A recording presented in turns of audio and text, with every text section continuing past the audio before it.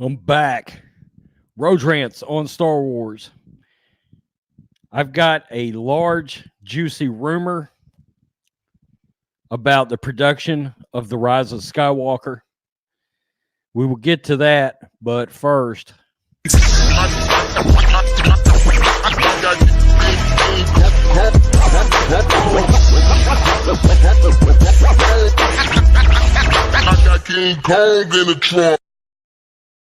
Okay, this is just a rumor. It is unverified. I am going to read this to you. You guys can decide what you want to believe. This is on the production of The Rise of Skywalker. After Colin Trevorrow had left the project, Rian Johnson was immediately Lucasfilm's top choice to take over the film. Now we know why Iger called JJ. However, Iger and Alan Horn weren't impressed with The Last Jedi and thought it was a step down from The Force Awakens.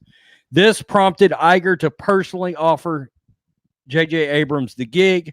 I had heard, by the way, that Kathleen Kennedy she wasn't even involved. Iger called J.J. JJ was not a fan of The Last Jedi. I think we just saw that.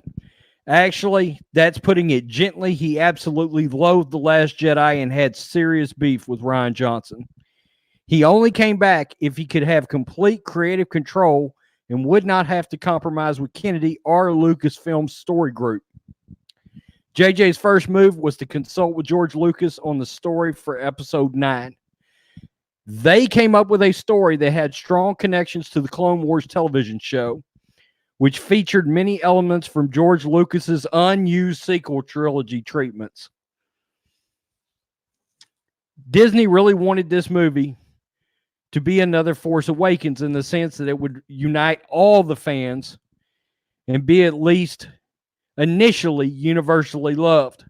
After Solo's flop and The Last Jedi's backlash and the decline in Star Wars merch, it was paramount for Disney that 9 would be a success with fans. They did not want another Last Jedi on their hands. The film's direction changed during around midway through principal photography. Now, listen to this. It would have strong connections to the Clone Wars television show and would feature the Dagger of Mortis and Matt Smith as the son of Mortis as the film's antagonist. God. Midway through filming, JJ did inform Disney executives it wouldn't satisfy and unite all fans. This is where the studio started meddling with the project, which led them to a second abandonment of George Lucas's idea. Okay, so JJ was warning them, hey, we got a pretty good story, but it may not resonate. In other words, remember what we said a while back? The general audience. Palpatine, nearly every story detail from the initial script was either completely abandoned or bastardized.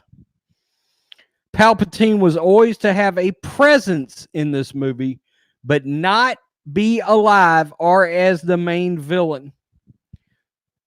Palpatine was not alive. The main villain was to be the son of Mortis. Disney feared that general audiences, this goes right back to the report I had a week or so ago where Kathleen Kennedy went to Iger and said this movie's not going to work because the general audiences wouldn't love it. The general audiences would be alienated as they wouldn't know who the son of Mortis was, which would make the movie harder to market and led to the choice of replacing the son with Palpatine, and Matt Smith was completely removed from the movie. God damn it. Disney led Disney to the choice of replacing. Disney ordered extensive reshoots that went on throughout the year leading up to early October. J.J. Abrams was not happy with many of the changes Disney made to The Rise of Skywalker. I don't know the specifics, but let's just say he isn't pleased with the final product. Essentially, the majority of the movie was reshot and reconfigured this year at the same time, leaving tons of important scenes on the cutting room floor. I don't have any more details on the making of The Rise of Skywalker other than this. But I'm hoping that this post gets people with better sources out there. Okay, so this leaker is hoping some other folks come forward about this. All right. Last week I did a story about the fact that Kennedy went to Iger and said that, hey, I'm afraid the movie isn't going to resonate with general audiences. It needs to. And that approximately what I heard was 30% of the movie was reshot. Looks like more than that was reshot. George Lucas and JJ came together, had the son of Mortis in the movie as the villain. Matt Smith was the villain. Matt Smith was in this movie. Notice he's gone. Clone Wars connection. Do you know how cool that would have been? And George Lucas would have been directly involved. You know, JJ's looked funny at all the press. He's just looked strange. And you can blatantly tell he hated The Last Jedi in the movie. But look, Palpatine wasn't alive.